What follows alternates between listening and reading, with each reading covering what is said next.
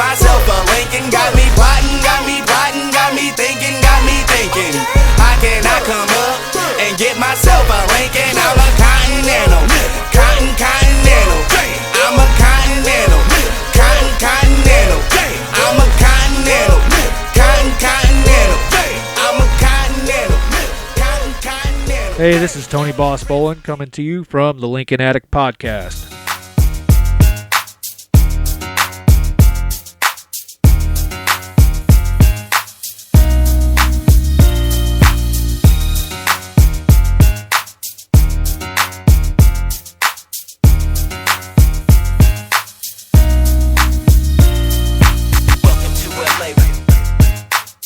Hey, it's Jason ODB, a.k.a. the Lincoln Addict, here with episode 9. Appreciate all those out there that have tuned in, have subscribed to both the podcast and the YouTube channel. Certainly appreciate that. As I mentioned, didn't make you guys wait as long for episode 9. Kind of get in the groove here with this podcast. In 2 weeks from this Friday, we'll post episode 10. And I'll tell you guys a little bit more about that here in the next few minutes.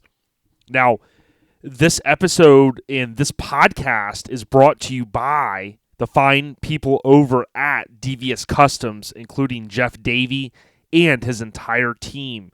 If you're looking for custom parts or various products just to kind of upgrade your Lincoln, visit deviouscustoms.com. and order today. Make sure you tell Jeff that Lincoln Addict Podcast sent you. One awesome thing that they have, whether your car is more of a stock appearance or custom, he does offer a full exhaust system in stainless steel, and that's just one example of what the team has to offer over there.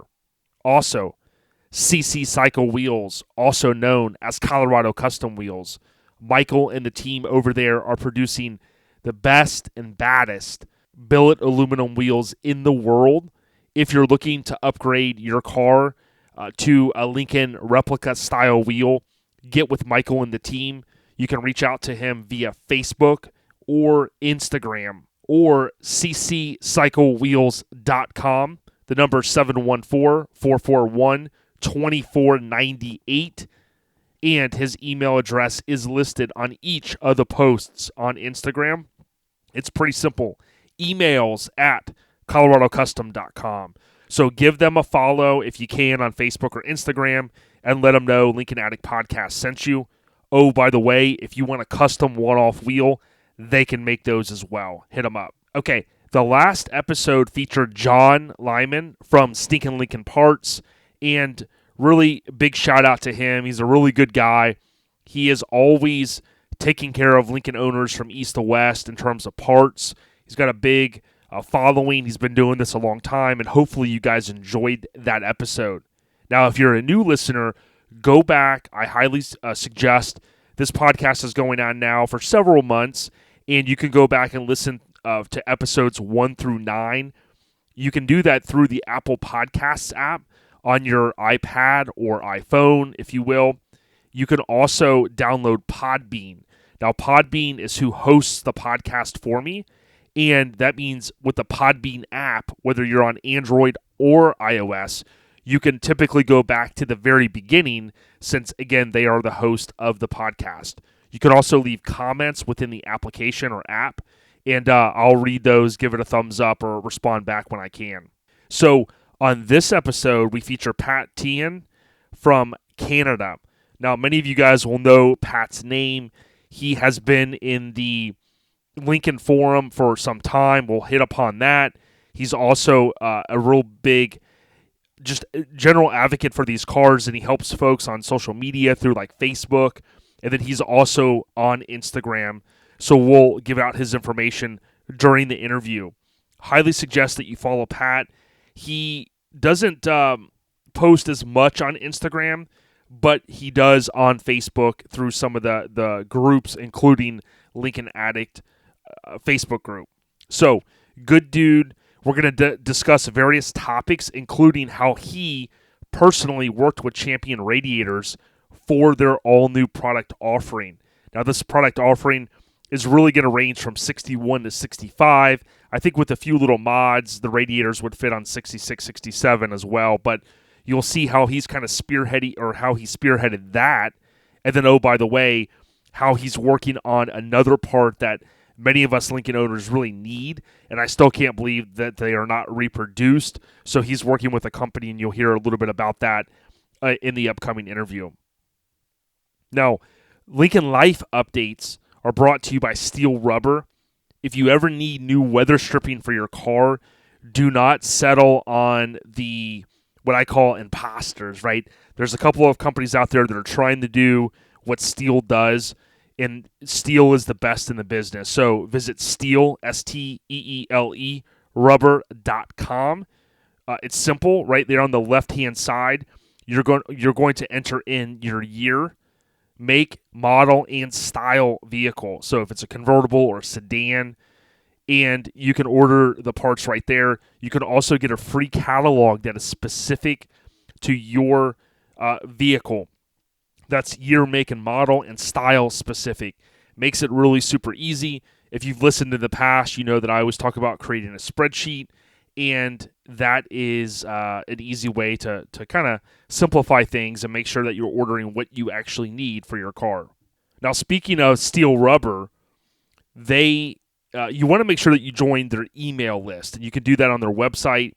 They just blasted out an email early June with 2 new product offerings for, you guessed it, Lincolns. So they now have the upper back panel and finish panel weather strip. You need 2 of these for your car if both of yours are bad. Now, the part number is listed as 70-396685. And when you go on, for instance, if you have this is specific for 64, 65, if you go onto their website and you enter the information as I mentioned, that upper back panel and finish panel weather strip will be listed. You'll see that in the offering for the vehicle. Also, there is a bullet point that says 2 strips are required per vehicle. This replaces the factory part, and it's really good quality. So I'll be doing later this year some different installs for both Instagram and YouTube. I'll record those, edit those, and show you guys just how easy it is to install some of these awesome products that they offer. The trunk luggage compartment weather strip is part number 70-3878-84. Now, this piece, at first glance, you're thinking, man, it's $260.80. I need 1 of them. I thought that they already made these. This is specific to these year cars, and the trunk weather strip is designed from the original part for superior fitment. The seal mounts around the full perimeter of the trunk directly to the body. It's 163 inches plus the molded ends, and it is like a glue-on style, which they provide the glue as well with the product. It glues and screws directly to the body as it's indicated there in the .com listing. So go out there. It's pretty cool. It's not often that companies, again, as I've reiterated in the past, get behind these cars that kind of have a cult following. Of course, since the Entourage TV show on HBO, I think that's kind of propelled these cars into the next generation. Now, there's still a lot of awesome original cars out there, and I love seeing those as well. But there's no doubt that the Lincolns are, as we always say, as Tony always says, on the rise.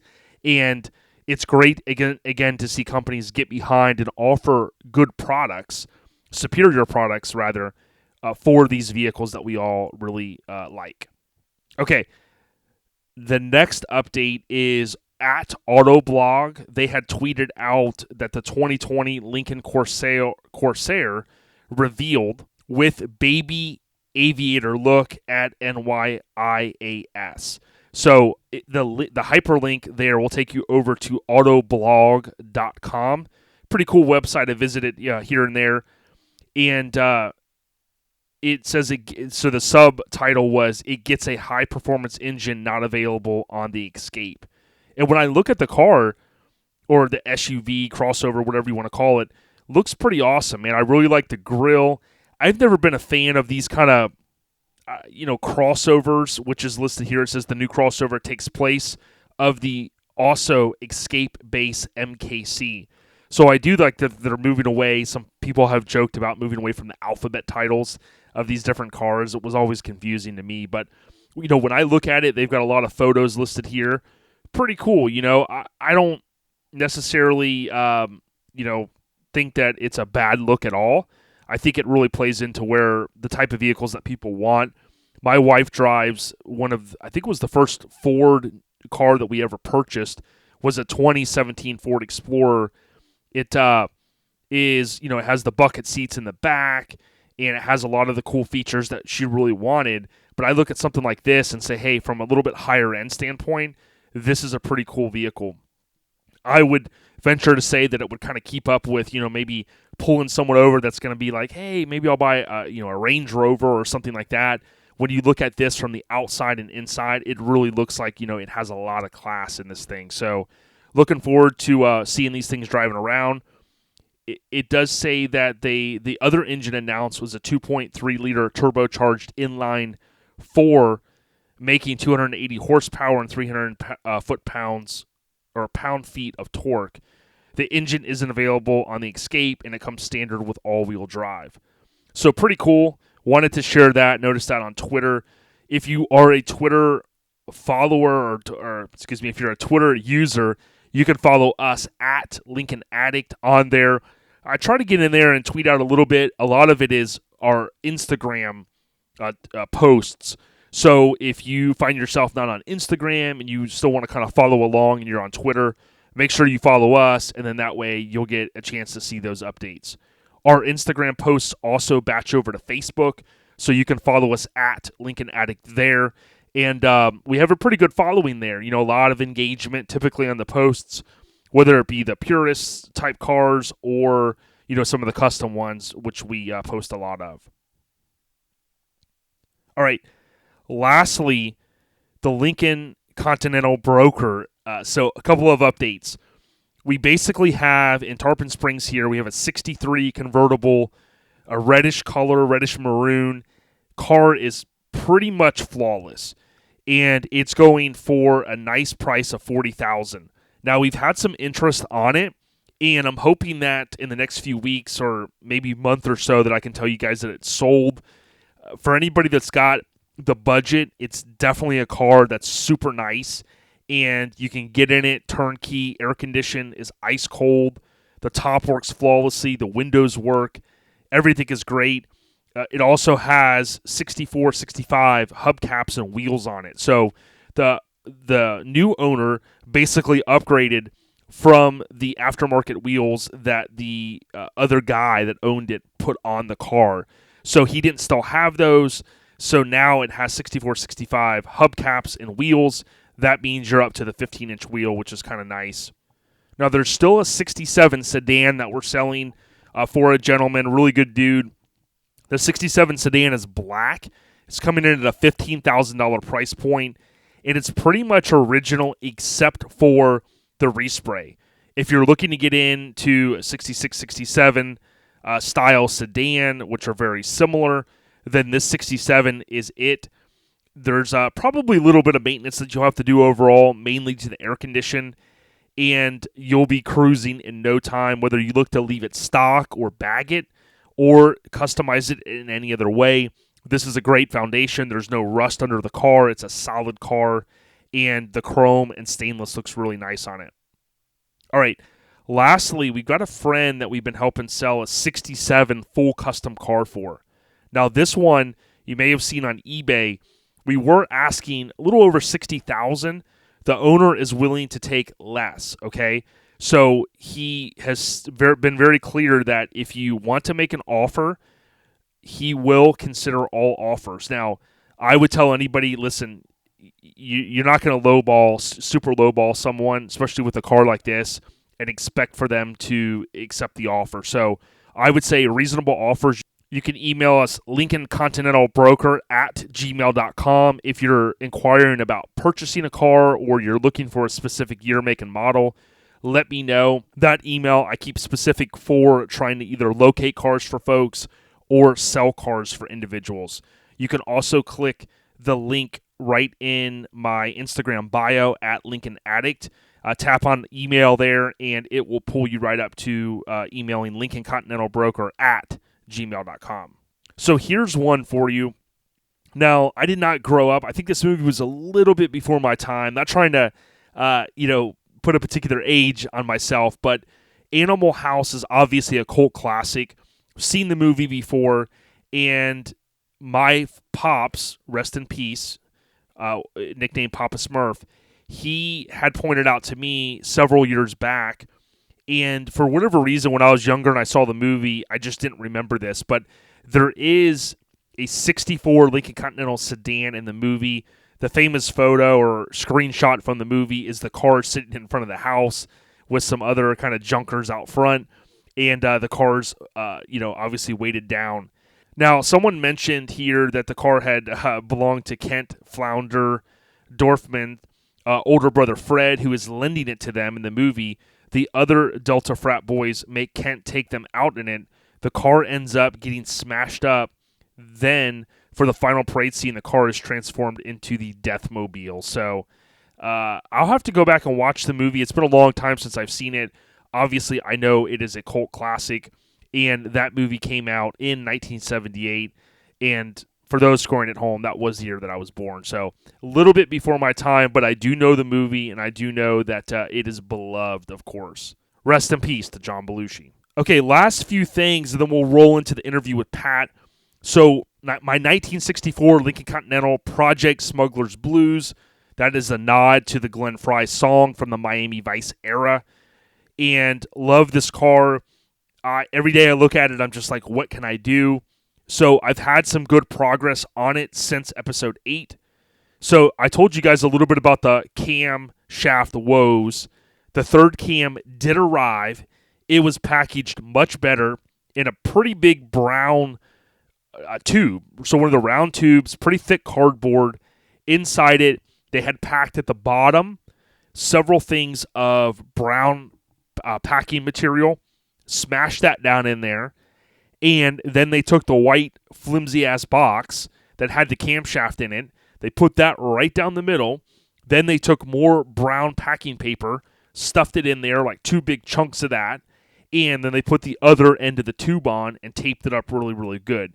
So basically the camshaft was kind of right in the middle of that big brown tube, and it was a success.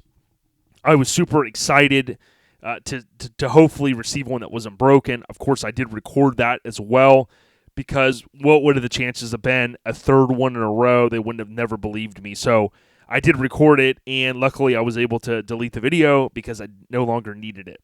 So that's good. I did drop that off at Tony's shop over at Boss Bolin Industries. Now, they were kind of in the works of other 18-wheeler motors that they were building, so I kind of was like put on the side, which rightfully so, because they needed more parts, and they kind of steadily been working on it, and then they had a little bit of a vacation, so they're kind of getting back into the swing of things. Hoping soon that the motor will be wrapped up. Then once I get the Devious Customs kit, I'll be able to install the motor back in to the car. Now, it's important, I do want to note this, if anybody's going to eventually airbag their car, which I know that's not for everyone, if you go with the Devious Customs kit, which I highly suggest, you can get the transmission crossmember. Now, the transmission crossmember will bring the transmission up just a hair, so the car will sit a little bit lower. But as Tony mentioned to me a while back, because he installed one of these on his car, there's also these 2 spacers that go on the motor mounts before you install the motor. And it's a lot easier to put those in when the motor's out and then you drop the motor down, versus if you were, looking to install that, it's not too hard. You got to jack the motor up a little bit once you loosen the motor mounts, and you have to slide those things in there. But in my case, since my car is totally blown apart, the motor's being rebuilt, so on and so forth, with new motor mounts, you name it, at this point, it's going to be super simple to drop the spacers in, then drop the motor in, and then I can begin finishing that assembly of anything that I don't bolt onto the motor before it goes back in the car. Whether that be, the intake manifold, kind of deciding whether I'm going to bolt that on before or after I set the motor back down. We'll see, but there's a lot of parts I still have to kind of put back on the motor once I get it back. Just looking forward to that next step. This was one small step for Project Smuggler's Blues, one giant leap for the overall project. A little spin-off there of the JFK quote, of course. But I did order through John Cashman the entire Lincoln convertible upgrade to the hydraulic hoses, the new pump, the cylinders, and the solenoids. You can go to convertiblelincolns.com and order those parts. You can also reach out to John directly. The key is you need to know which year car you have, of course. And I think the main thing, the lines are a little bit different in each of those years. But you can order those parts, and when those parts came, I kind of sat on them a few days, and before you know it, I was like, all right, I'm ready to work on the trunk. Had buttoned up some other things that I had planned to work on and, was kind of had in the works. And I said to myself, all right, my buddy, he always tells me, man, don't start the next thing until you finish this thing, right? So what I ended up doing was I made a day where I dedicated 2-3 hours to looking in the trunk, taking some photos, a little bit of video, starting to kind of plot out what I was going to do, and that resulted in me going, okay, where I'm going to start at is I'm going to start basically from where the lines go from the back of the pump and the solenoid through the very tail end of the car, right? So right up behind where the tail lights, or not the tail lights, but the when the deck lid opens, or the deck lid's up, I basically worked on those hoses that go along the back of the car first. So I ended up kind of loosening up the hoses, trying to capture any of the leftover ATF fluid when we tried to bleed the system last year. And just took my time, took out all of the little clamps that hold the lines, the hydraulic lines. And with the video that I'm going to put together, instead of covering it step by step here, audio-wise, I'll cover it in the video the best I can. So you'll get a chance to kind of see how I work through it. It's something that does take time, and if you're not someone that likes to work on cars or, in the trunk of your car, cutting things and, running these hoses and that type of thing, then it may not be the job for you, and that's why you call someone like John Cashman at convertiblelincolns.com, because John will come on site, depending on where his travels are taking him, and he'll do all that for you. And because he's been doing this for, give or take, 40 years, nearly 40 years, he could probably do it with a blindfold on. But it was a good amount of work. So like the first day, I worked on it a good bit. Then the next day, I worked on it a couple hours. And what resulted there was when I went to take off the two solenoids that are together over on the left side, one of those had a stud. It has one stud that holds it, and the stud was spinning. So then I had to pull that whole panel forward a little bit, drill it out, go up to the store, Ace Hardware, and then get another bolt to put in there to kind of be able to snug that thing back down. First the key was getting it off. Then, obviously, put the new one on. You got to put the new bolt in, and boom. So I think it'll make a little bit more sense on something like that, seeing a visual. So I would highly encourage, go out on YouTube, search Lincoln Addict, and subscribe. I've seen the subscribers kind of coming in, and I appreciate that. And I'll keep going with the videos as long as you guys enjoy them, like them, comment, so on and so forth. But after, several hours each day, I was able to complete everything. The only thing that's left is to bleed the system. So I'm going to tackle that probably in the next couple weeks.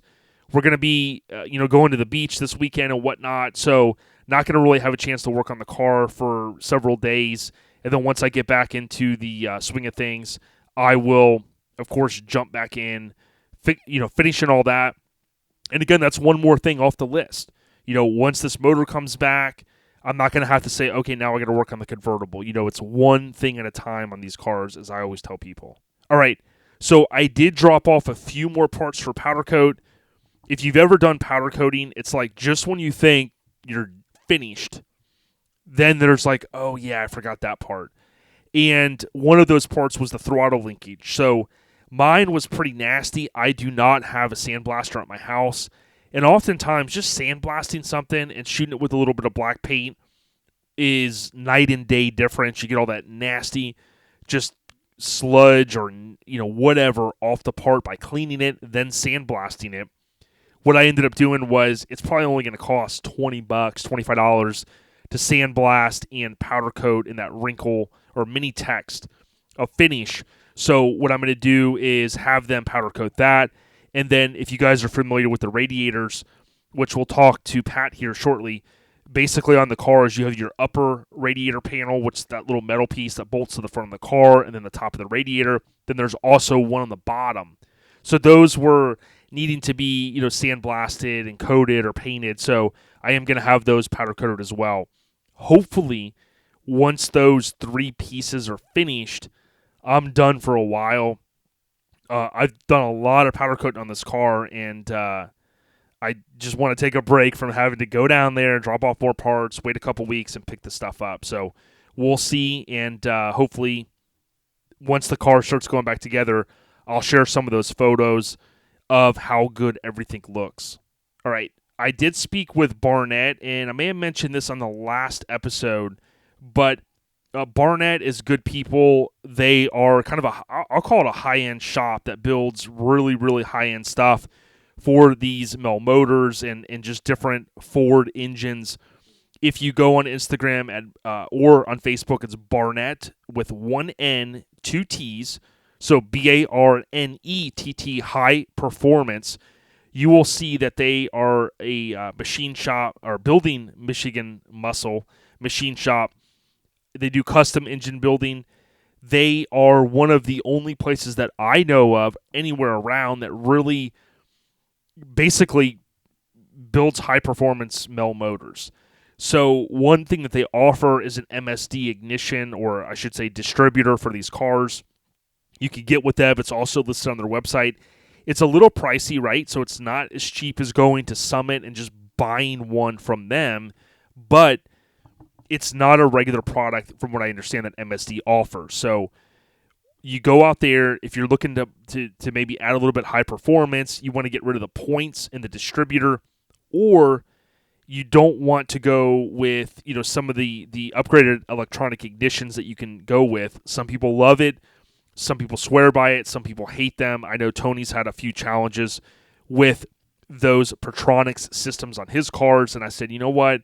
My distributor was pretty nasty, started to clean it up. I'm like, man, as much time and money that I'm going to have in this car, might as well just go with the best, and I'm going to go with that MSD product that they offer exclusively. So hit up Barnett if you're looking to kind of go that route. If you don't like I think it's a red cap. You can always paint it, I'm sure, but good stuff. Looking forward to sending out those this week. That way we'll get a few of those back, and then we'll be ready to rock and roll. The other update that I have is I did drop off my original alternator. I had always planned to run, basically a high output alternator. Now, Tony on his 65 Red Sled, from what he's told me, he has a 140 amp that he had built. And I would think that, hey, that's a lot. That's more than double, I think, than what the factory was. I think the factory was around 60. But Tony has ran into challenges like when he has his compressors on, his headlights on, everything going on the car. He added a little bit of a small electric fan for now for additional cooling. But when he has everything going, he could tell the car is kind of it's straining. So when I went to the alternator shop that I've used for a while now, I said, look, what's the biggest you can build? And they said, well, we can make you a 250 amp. And I was like, sold. The price was fair. They painted the casing black, and it's a one-wire alternator. So I'll be able to easily upgrade this, get rid of the old nasty stuff, and I'll be super happy. It's really overkill, but for something like that, I'd rather overkill it and potentially never have an issue with the, charging aspect, the alternator side of it for maybe the rest of the car's existence. So fingers crossed, that's going to go awesome. I did pick that up. And then I think the last update was I did install PST steering. So, that's a really superior product. I think it stands for Performance Suspension Technology, but overall, the steering on my old car was super sloppy. The center link is typically bad in these cars. And I said to myself, again, the stuff was filthy, nasty. I was like, why not just go with all new stuff? And that's what I did. So with the motor being out in the car, obviously it's a lot easier to install that. But the car is going to hopefully drive awesome once I get it finished. So what's next? I'm going to remove the voltage regulator. No longer need that. It's pretty simple. You can unplug it. Pat, who's our guest on this episode, he actually has a pretty cool, really easy to follow thread on the lincolnforum.net. And you have to do a little bit of searching, or if you're interested in the article, I can post it in our Facebook page. But he kind of talks about when he upgraded to the 140, he simply unplugged the voltage regulator. And then he also talks about, oh, by the way, at that point, he updated from the amp meter to the voltmeter. Now, I'm not going to tell you have to do it, but in my case, I'm going to have this huge alternator, and I'm like, there's no point for me to keep the amp gauge, right? Now, I do have a separate amp gauge that I had rebuilt because you got to do that in the 6465s. If you want to do it for probably the best price around, you can go through Blair Farmer. You can take out your existing amp gauge, and you can ship it to him. If you're interested in that, you can email Blair. It's lincolnman57.bf, which stands for Blair Farmer, at gmail.com. Let him know what you're needing, and he will take care of you. But I made the decision I'm going to follow what Pat did.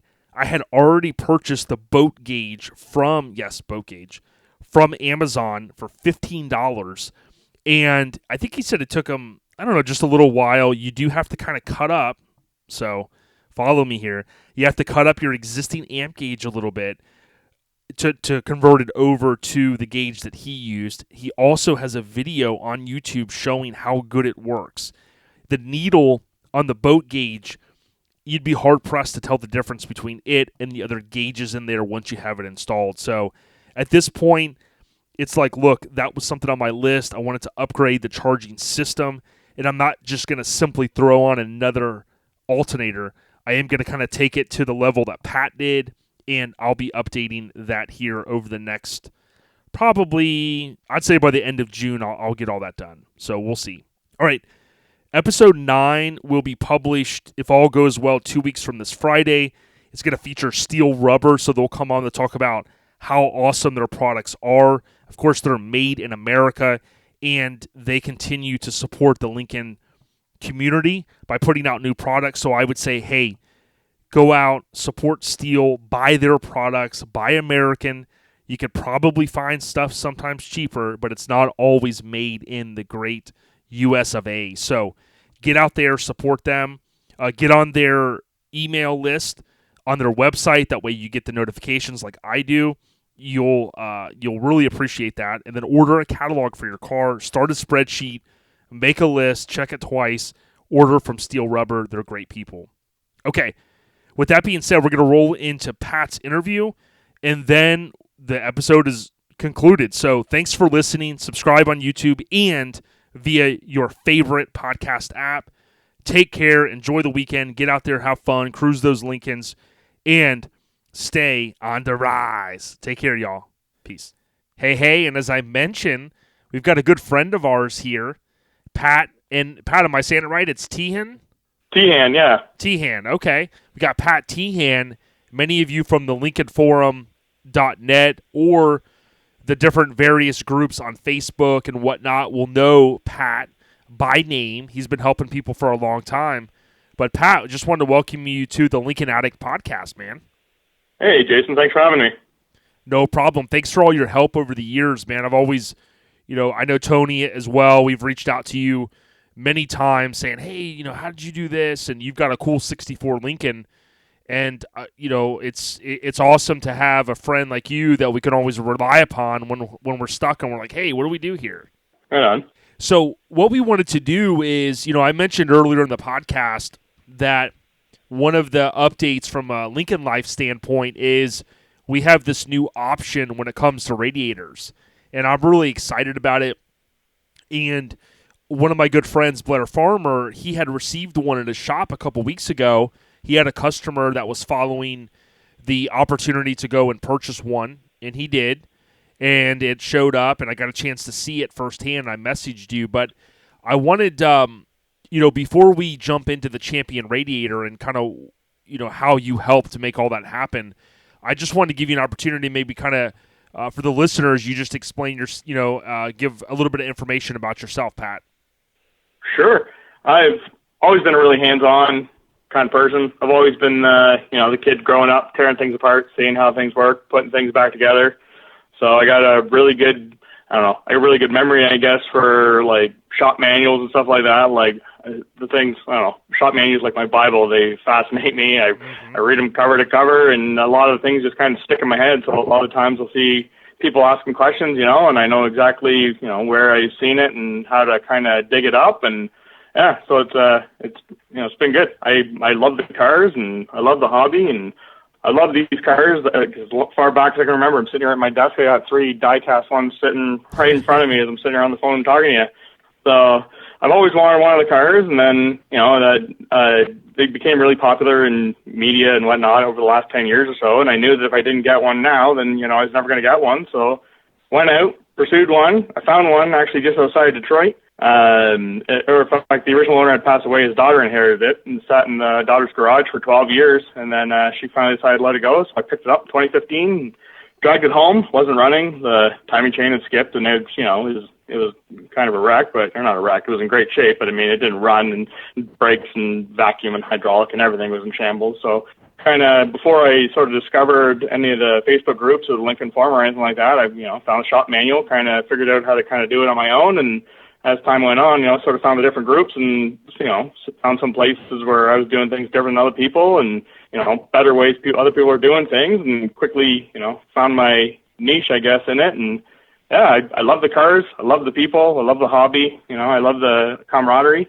So it's great. I love these cars. That's great, man. I appreciate you sharing some information about yourself. And you've got, your 64, awesome color. It's a sedan. Tell us a little bit about just the car before we talk about the radiator, the Champion radiators, a little bit more detail. Yeah, so like I mentioned, I got it I'm essentially the second owner. And when I got it, actually, the daughter gave me the phone number of the mechanic who had maintained the car for the last 50 years. So I gave the guy a shout, and he kind of knew the entire history of the car. And he said that he lives like a couple of blocks away from where the daughter, was basically housing the car. And the mechanic loved the car, so he didn't like seeing the car, kind of sitting and decaying. So he would come over and pick the car up and drive around the block once or twice a year and try and put 50 miles on it a year. And he said every time he had it out, he would always have people like waving and giving them a thumbs up and wanting to go for rides in it. So, there's a lot of love for these cars. So I guess the car was sideswiped around 1980. So it was repainted around 1980, and they did a pretty decent job with the body job on it. And, the paint was dirty when I got it. So we spent a lot of time cutting and buffing and waxing, but I mean, it's spotless. There's no dents in it. There's no rust on it or nothing like that. So whoever did the body job, almost 40 years ago, did a pretty great job, and pretty happy with the car and the color. And of course, when I first started looking for a Lincoln, I wanted a black Lincoln, just like everybody wants a black Lincoln. And then, once I kind of got it home and the color kind of grew on me, and, now, it's not a black Lincoln now, right? So I love it. So I love the car, and I love the color, and I love the culture. Definitely. Our friend Tony, he always starts those, he started the on the rise and 65's on the rise and not a black Lincoln hashtag. So we always love, joking about that. It's one of my favorite colors, though. Like, even Mob Steel had painted one of their coupes in a similar color. Do you happen to know the actual color name of your car? The color name of mine is actually called Princeton Gray. And it's funny. So in the dark, it looks like it's like a silvery gray, and then you get it out in the blue or out in the sunlight, and it's like a blue. And it really changes shades of blue depending on, whether it's direct sun or indirect sun or in the shade. It's a pretty cool color, and it's really close to the original color. In some of the spots, when you get poking around, you find kind of behind the door cards and whatnot where it wasn't painted, and it's really close to the original color, the color that was repainted. So, and I love it. And a lot of people that see the car love it. You know, and when I first got the car, I was like, oh, I'm going to paint it black. And everyone's like, oh, don't paint it black, you know. So, but the blue is really growing on me, and I love it. And when I take it to car shows, especially when there's other Lincolns, you know, I'm the only blue Lincoln, or Princeton gray, I guess, as it were. So, yeah, I love it. Very nice, man. Now, there's another guy on Instagram. You may know him. I know Canada's a big country, of course, but his name is Frank, and he's Dad's 64 Continental, and I really love his car as well. It's a 64 sedan, and it reminds me a little bit of your car, too. Right on. I'm not familiar with that one, but I have seen a couple of others that were my color. It's funny, sometimes I'll be on Instagram, right, and following just the hashtag Lincoln Continental and a couple of other hashtags, and a car will pop up, and I swear it was mine. And then you get looking, it's like, I don't remember taking this photo, or I don't recognize that background, so it must not be mine. So it's cool to see other cars that are out there, you know, that same color. Definitely, man. It's a cool color. And I know, as I mentioned a little bit ago, over the years in the Lincoln forums, I think in there your name is Burnski, right? Burnski. Yeah. So that handle goes way back to when I was like 14 years old or 15 years old, and I was one of the very first people in my town to actually have a CD burner. So I was the guy that everybody went to make music CDs for. So my nickname back then became Burn. I was the Burn King. So then it just kind of turned into Burnski. So nice. And then it just stuck. So I've had that name, and I've had that name for, 25 years or more. Awesome, dude. I remember one of my good friends, John, he had a CD burner before anybody I knew, and I was like, man. So I always wondered what that meant, but I could tell you, and the listeners as well, that if you a lot of guys think, the forums, now we got Facebook, but the LincolnForum.net is a great, I guess the word I'll use, like a repository for all kinds of information. And, Pat over the years has really helped a lot of people. I know, Pat, even you mentioned the skipping the timing. I remember reading your thread, and you were kind of like at wit's end trying to kind of figure out this little issue. And it ended up being something small, but in the end of the day, you really stuck with it, and you were able to figure out that issue. Yeah, I just had to gut it out. I think what happened, if I recall, my timing chain had skipped, but it only had skipped one tooth, so it was running rough, but it wasn't running, it wasn't running very well, but it would fire up. But I think what actually happened was the mechanic I bought the car off of, when he was trying to figure out why the timing was so rough, he moved the distributor by one tooth, trying to compensate for the off timing. So then once I fixed the timing, and then my distributor was out, so it was kind of two wrongs making a right almost. So once I kind of got it figured out, and it's been running like a champ ever since. So I mean, it's these engines are bulletproof engines. I know some people like to pull them out. I like to keep them original. So I mean, they're great engines. You take care of them, and they'll take care of you. I couldn't agree more. And I remember you must have been ecstatic, figuring out something small like that. I would say overall, I know, even myself, a lot of people come to me and they ask me a lot of questions. Like, I've learned a lot over the years. I'm the first to tell people I don't know it all. And I'm the type of person, probably a lot like you, that if there's an issue that I'm having, I love to uncover it and try to understand it. Or when someone explained the timing to me years ago, I wanted to not just be like, oh, put it at top dead center and do this. Like, I want to understand it, right? So it's very cool, and to your point, it's turned into an awesome hobby that a lot of us enjoy. Exactly. I love figuring out why things don't work. I love a challenge. So I love tearing things apart and seeing what's inside of things. And, I mean, sometimes you got to break things to fix things, right? But, I mean, I always, I don't give up. So if there's a light at the end of the tunnel, I'll find it. I like that, Pat. So fast forwarding to this main topic, this hot topic in the Lincoln world right now, I remember reading a thread of yours a couple years ago, and, I had saved it. I had, picked up my 64 Lincoln back in, give or take, about December 2017. And I started, immediately, like a lot of people, stacking parts. And I had read one of your threads where, you had went to one of the big name retailers and you had bought a Champion radiator. And, you're like, well, dude, you could get this, this, and this. And before you know it, you can install a radiator and it'll work perfectly fine. So I had went out and bought some parts, and that was the plan. And then I got into mine a little bit deeper than, as usual, things manifest, right? So I started working on it more and more. But then before I knew it, you were like, well, hey, listen, I'm working back with this big company. So tell us a little bit about, and when I say big company, you were working back with them to try to make a direct replacement, bolt-in replacement. So tell us a little bit about how the relationship manifested with Champion and kind of what you did to try to bring this product to market. Sure. So it actually goes all the way back to October of 2017. I got digging back in my emails and my messages. Obviously, there's a need for a direct bolt-in radiator, and I know there are universal options. A lot of people are using rads out of Mustangs. There are some one-off options. There's a lot of rad companies that will make you a rad, but there wasn't anybody who was mass-producing a direct bolt-in option, at a realistic retail price, right? There's a couple that are out there, but they were just expensive for the average guy. So I basically started out, I went on, Amazon, Jag Summit, kind of looked at who the different manufacturers are, got poking around on all of their different websites, seeing who made what.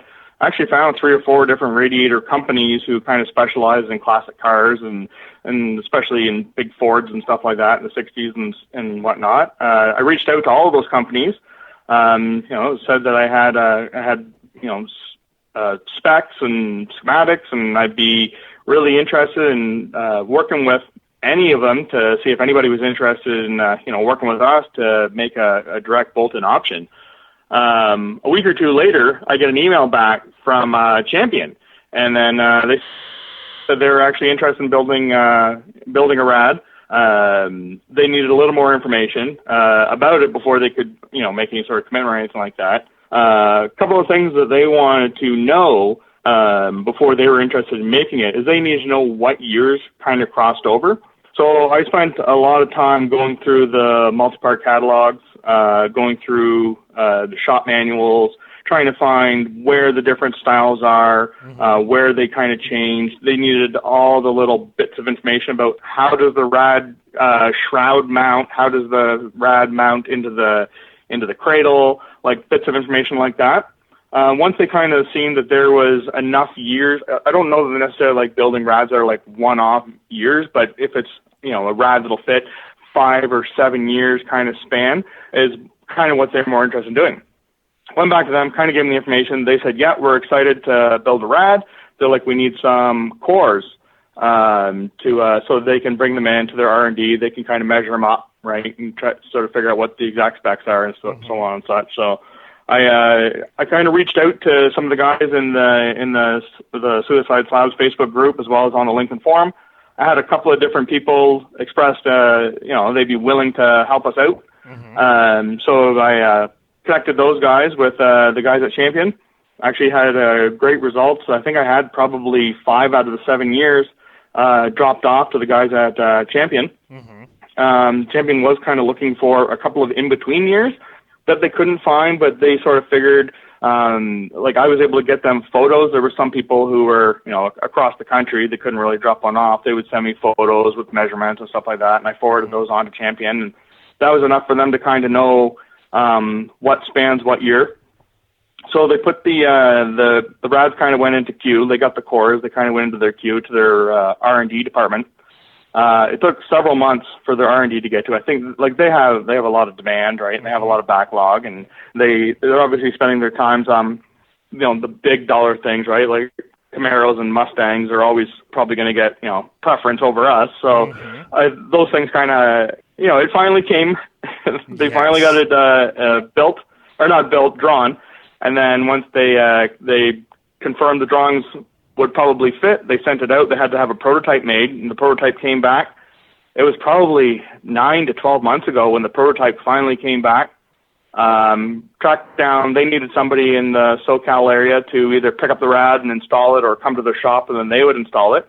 So I tracked down, there was a member in the Slabs group that was willing to do that. So had him go, install it. They had a look. everything was good. Like there's going to be a little bit of differences, right? Like there's obviously some bolt hole locations are a little bit different, but I think those are things that they just kind of chalk up to, that's up to the user to kind of drill your holes and put it in the right place. But the actual rad and the mount and everything like that is pretty close. So they gave the green light for production. And then of course, like, mass producing is going to be done in, overseas or whatnot. So they gave the green light for that to happen. And then there was some delays with the mass producing. I think the original timeline I was given was about a year or so, start to finish. And I know it took like over a year and a half. But I think they did have some delays with like the aluminum tariffs from China coming into the United States. That hit right as they were starting to ramp up production. So I think they actually halted production to kind of see whether or not the aluminum tariffs went away. They didn't. So then they ramped back up production. But as I understand it, their stocks were down, so they had to, restock their inventory of their big sellers, your Mustang, Camaro, and so on and such. So then finally, once the Lincoln ones got back into production, they landed. They started contacting me again back in March, said, hey, they're coming. I sort of set up a pre-order. I know there was a lot of people that were itching. They wanted the rads as soon as they landed to show up. So they, they set that all up. Yeah, and then, they became available just the start of this month. So you can get them off Champion's website. I imagine they're probably going to list them on like Jegs and Amazon's website in the near future. But, yeah, they're available there now. So, and I mean, I didn't get anything out of this. Like, I don't work for Champion. I'm not getting anything from Champion. Like, I do this because I love the car. I love the culture. And I love helping people, and I like seeing people, get the right equipment for their car, right? So, I mean, very cool. Yeah, no, it's awesome. So the next thing I've kind of been working on with, Yep, go ahead. The next thing I've been kind of working on with Champion is they actually contacted me a couple of weeks ago, and they said, do I think there would be interest with the Lincoln community for a shroud and fan combination. So I said, well, let me find out. So I put it out to the Suicide Slats group, and there's a lot of people interested in the shrouds. So I let them know. So they're let Champion know. So they're actually producing them now. I don't think the shrouds are something that are produced overseas. I think they're just like laser cut and and bent in house. So it sounds to me like the shrouds are probably going to be available in the next couple of weeks. They're looking at a couple of different fan options. I think they've got some. They got standard fans, and then they're also going to offer like a higher output fan for the guys there in the places that are really hot, or the places that have, or the guys that have like air conditioning. So, just a little extra cooling available for them. Yeah, man, it's awesome to see that you stepped up and you said, hey, how can I help the community, to your point? And when you go on championradiators.com, you can actually even search the keyword Lincoln, and it will, if you click on Lincoln Continental, it'll take you right to it. Technically they have it listed as the 61 through 65. To your point, it might even work for the 66, 67, right, with just slight modification. But for those, 61 through 65s, including the 61, which they have listed here, as many of us know, I actually have a 61 spare radiator, and that 61 version had the tranny cooler on the passenger side, which was the hot side, and then, they even mentioned, this was a poor design, which was fixed the following year in 62. So, to me, it's awesome that a big company like Champion Radiators was willing to step up and produce a part for a car, arguably, that we all love. But when you look at the production numbers, Pat, whether it's a sedan, convertible, or the 2.5 years that they had the coupes, there's just really not a lot of those out there. No, that's right. Exactly. So with that 61 to 65 rad, in the early, so this is one of the things that's funny that I figured out, or I found out through, the kind of the research process of, preparing the data for Champion, was that the first 6 months or so of production of the Continentals, they actually had a power steering cooler that was built into the rad. So it was around July of 61 that Lincoln decided that was a bad idea, and they flipped to the trans cooler on the cool side of the trans, which is what they continued all the way through. So anybody that has a 61 that was produced prior to July of 61, they just have to eliminate their power steering cooler and then reroute their trans cooler lines to the other side to hook up. As far as the 66 and 67, the rad itself is really similar. The 66 and 7 rad is a little bit taller, which means you can use the 61 to 65. It's just that it's a little bit shorter in the engine bay. So you do have to kind of, I don't think you necessarily have to make new mounts, but you may just have to bend your mounts that are there. And I've also heard, I've not verified, but have heard through some of the people that have bought the rad for a 66 and 7, is that the trans mounts, or not the trans mounts, like the nipples that thread into the trans or into the rad are a different size. So it's just a matter of getting the correct size threaded nipples and, adapting it to your trans-cooler lines. But the actual rad itself bolts in, the hoses are in the right place, the rad hoses are the right size, and just, adjusting your brackets at the top. So I think it's still going to be probably the very best option out there for the guys with the 66 and 7s. So 68 went to a rad cap on the rad, so that it doesn't work for that because this doesn't have the cap on the rad, right? It's on the expansion tank. But they do make a 70 or 71 rad that does fit, and I have seen other people that have used even just like the universal rads that'll fit. So the 68 and ups are become a little more of a typical setup because they kind of do away with that expansion tank and go to just a regular overflow tank. Yeah, absolutely. And they even list here, for instance, they suggest the 2 electric fans recommended and even the shroud. Now, on your application, on your 64, before this radiator was finished, obviously going back a few years, you had used like a universal, or I would say like a Mustang type radiator, and you use like a 3300 CFM? I'm trying to remember the fan, and that's worked really well for you. Yeah, I did. So I ended up doing the 79 to 93 Mustang radiator because I needed a rad a year and a half ago before these ones ever became available. And I ended up using a Flexolite 180, which is a 3300 CFM fan and shroud combo, which it's an awesome fan and shroud combo. Just as a warning to anybody, it's huge.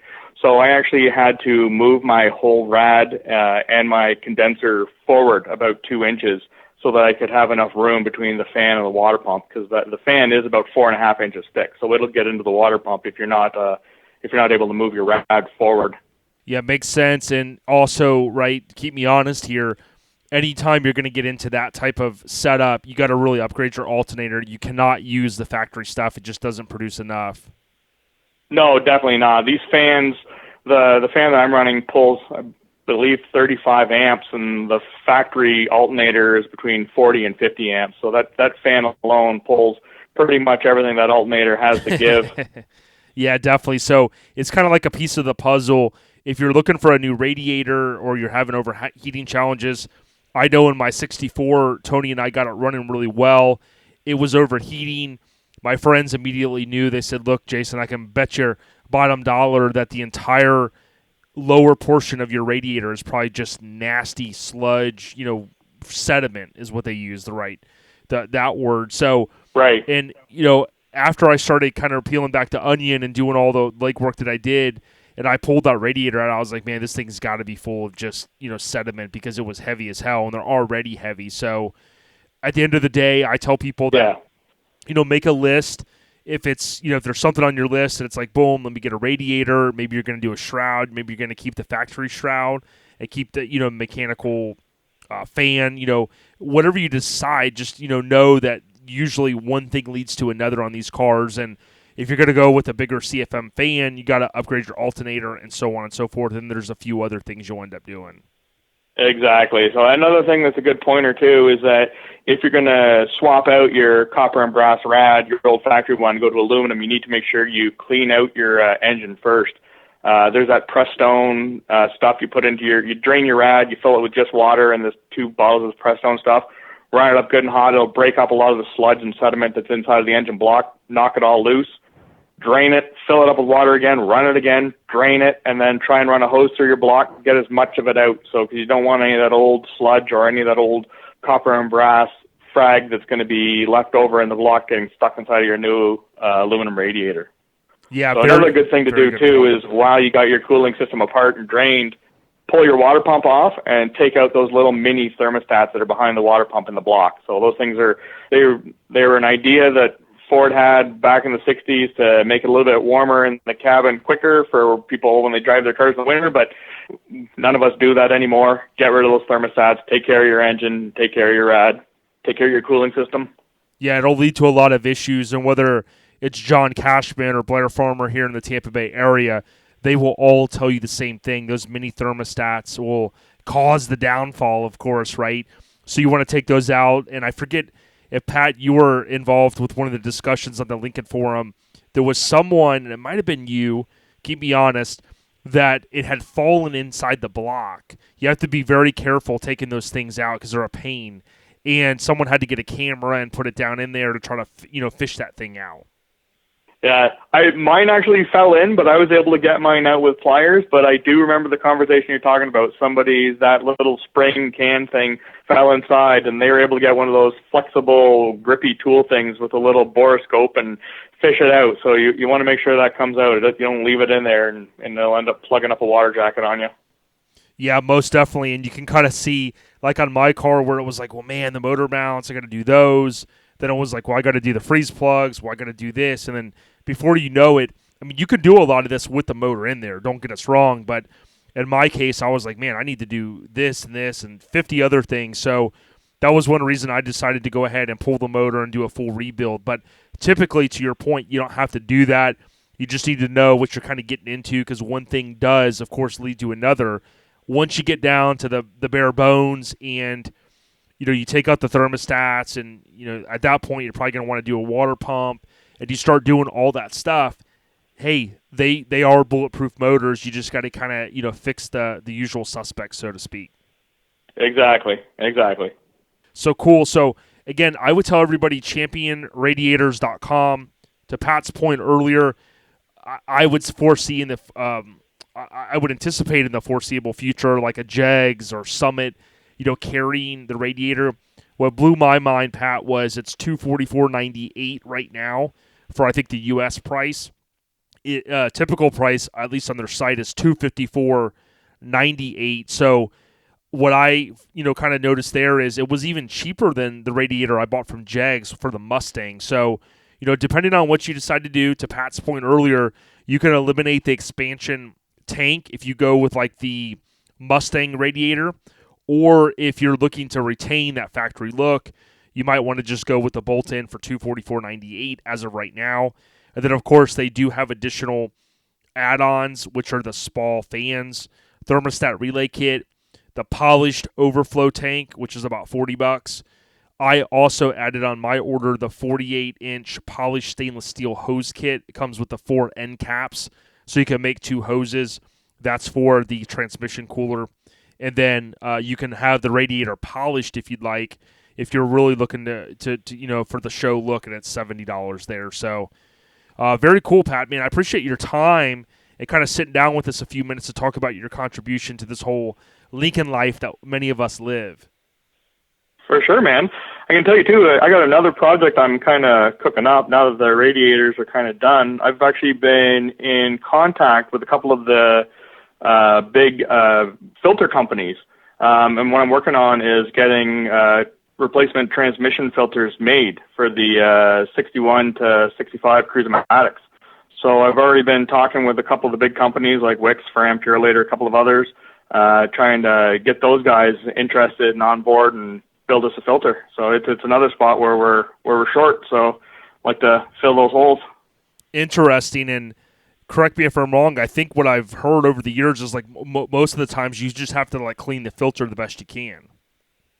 That's it. Yeah, nobody makes a replacement filter for that transmission.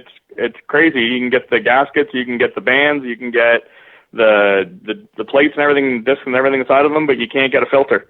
So the only option is to you either have to clean your filter out, or you got to get a junkyard filter, or you have to send yours out. There's a company, I think, in like New York or New Jersey or something like that, and they'll recover the Dacron on top of it. But nobody actually produces a filter. So I've been working the last couple of months trying to get somebody interested in making one of those for us. So we'll see what happens.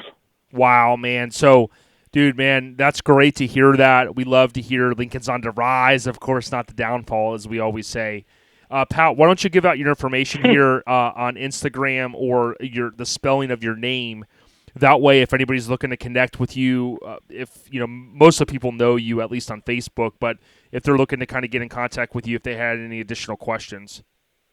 Sure, yeah, I'm on Instagram. My handle is Pat Teahan, all one word, PATTEAHAN.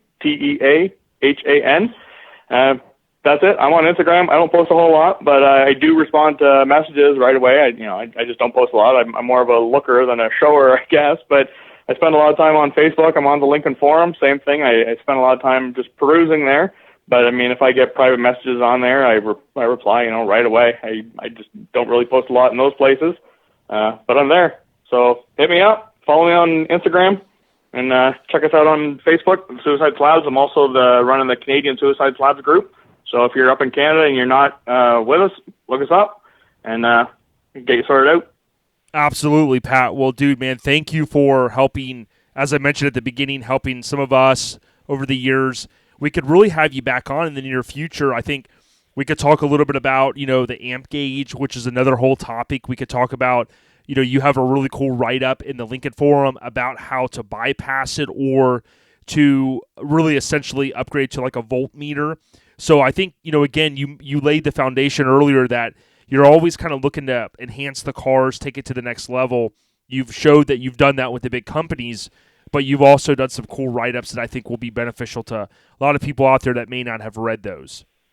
For sure. Well, thanks for having me on the show, Jason. Absolutely, Pat. Stay on the rise, as Tony and I would say, and take care up there in Canada. Stay warm, brother. I know we're rolling into the summer now. All right, buddy. You too. Take care, Pat.